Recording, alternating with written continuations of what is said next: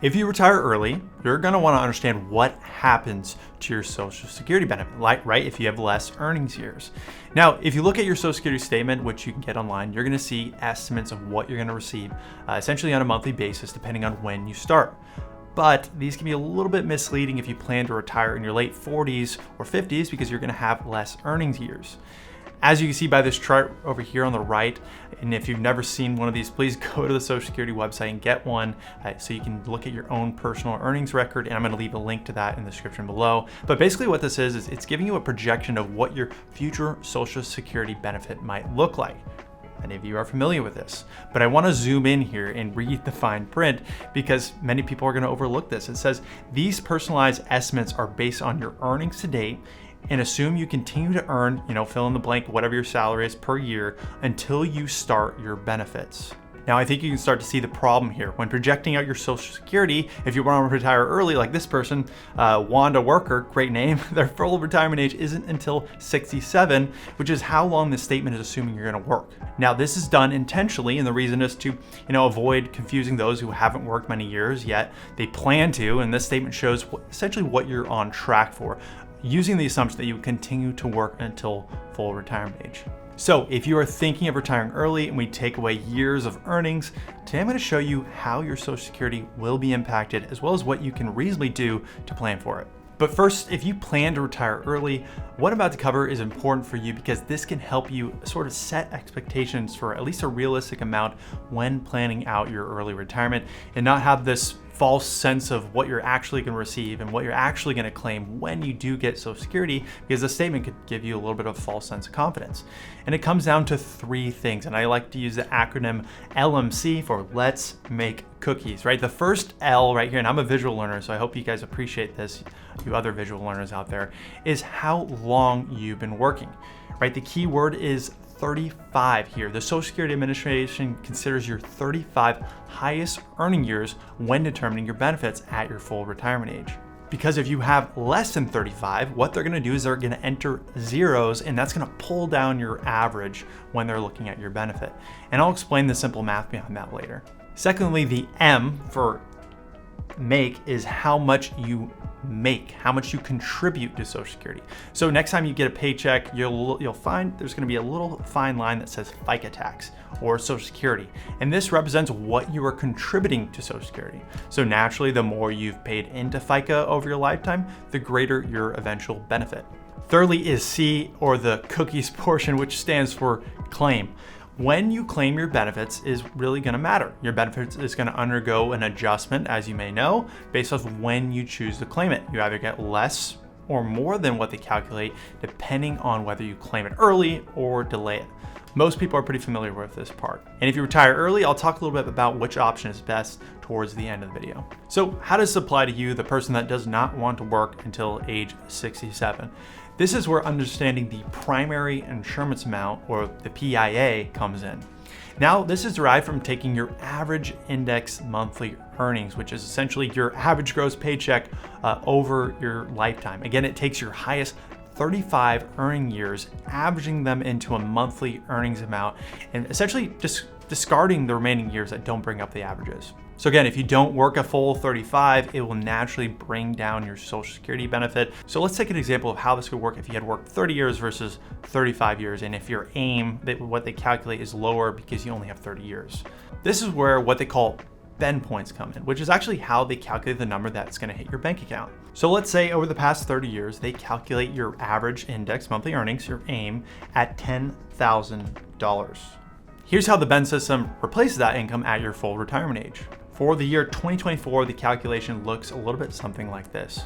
You get 90% of the first $1,174, which results in $1,057.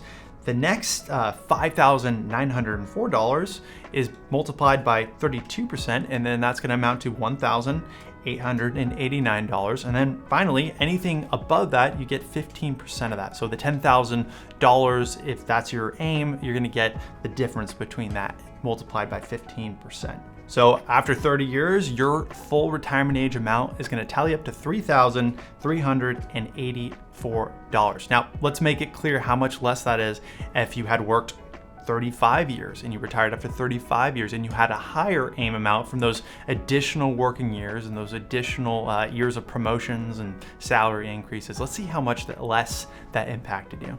And it's pretty similar. Again, you get 90% of the first $1,174. Nothing changes there. The next $5,904 is multiplied by 32%. Again, you're gonna get $1,889. Now, the difference here comes down to the last remaining 15% multiplication, right? And that's because you had a higher AIM amount, you're gonna have $813. So the adjusted payment at full retirement age comes to $3,759. So in the scenario of early retirement, this is gonna lead to approximately a 10% reduction compared to the scenario where you worked 35 total years.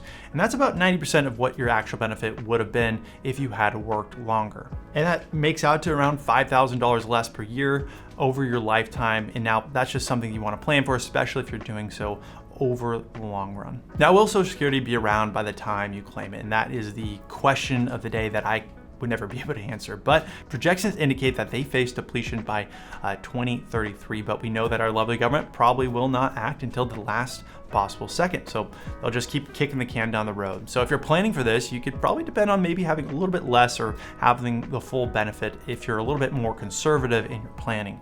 But that's a whole nother video topic that we're gonna have to cover down the road. But if you know you're gonna retire early and you have a lower Social Security benefit, you don't just have to sit on your hands. There are actually a couple different planning strategies that you can do that I'm gonna talk about next. Okay, so number one, and this one might be a little bit obvious, but one that can certainly help make up for those lost benefits, and that is delaying your Social Security. For each year you delay, Social Security adds that additional 8% increase from your primary insurance amount, which can make a little bit of a difference there. But delaying it might mean higher portfolio withdrawals, which you want to make sure you're not putting too much stress on your portfolio in those beginning retirement years if you don't have to. Number two is optimizing your withdrawal strategy. You know, the way you withdraw money from your accounts can make a massive difference over your lifetime. Why? Well, because taxes.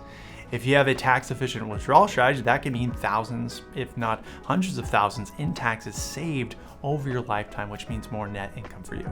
Number three is working part-time. Now, the added benefit from paying into Social Security a little bit more will be a little bit minuscule if you're not driving up your 35-year average earnings, but by doing so, it might allow you to continue to delay Social Security longer and increase your benefit. And it might just mean take a job that you enjoy and maybe that's not paying quite as much. Now, number four is for those that have a spouse. For example, if one spouse continues to work and delay Social Security, they could increase their benefit. If you decide to retire early and maybe take your benefit at 62.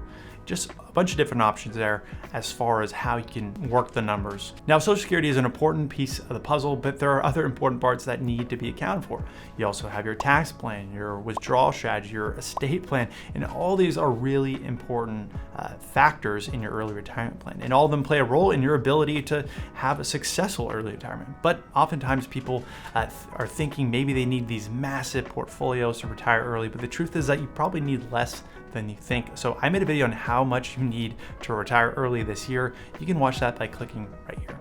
Once again, this is Matt. I'm a certified financial planner and advisor over at 1 Degree Advisors. I hope you found value in this video. If you did, please consider subscribing to the channel. That way I can continue to make videos right here to help you retire early with confidence.